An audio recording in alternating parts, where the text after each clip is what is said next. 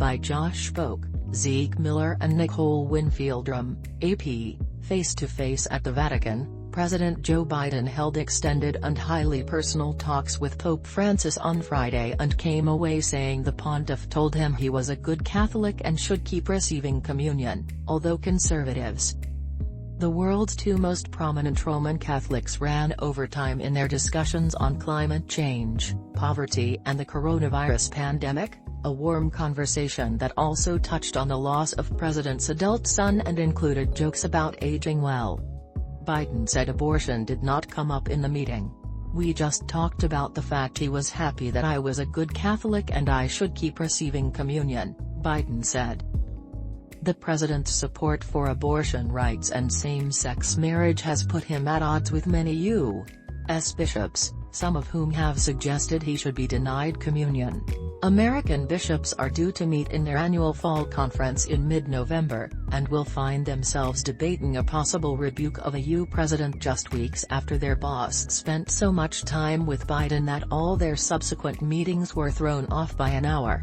Video released by the Vatican showed several warm, relaxed moments between Francis and Biden as they repeatedly shook hands and smiled. Francis often sports a dour look, especially in official photos, but he seemed in good spirits Friday. The private meeting lasted about 75 minutes, according to the Vatican, more than double the normal length of an audience with the pontiff. The pair sat across from each other at a desk in the papal library, accompanied by a translator. They then proceeded to an exchange of gifts and a broader meeting including the First Lady and top officials. Biden thanked His Holiness for his advocacy for the world's poor and those suffering from hunger, conflict, and persecution, the White House said. He lauded Pope Francis' leadership in fighting the climate crisis, as well as his advocacy to ensure the pandemic ends for everyone through vaccine sharing and an equitable global economic recovery.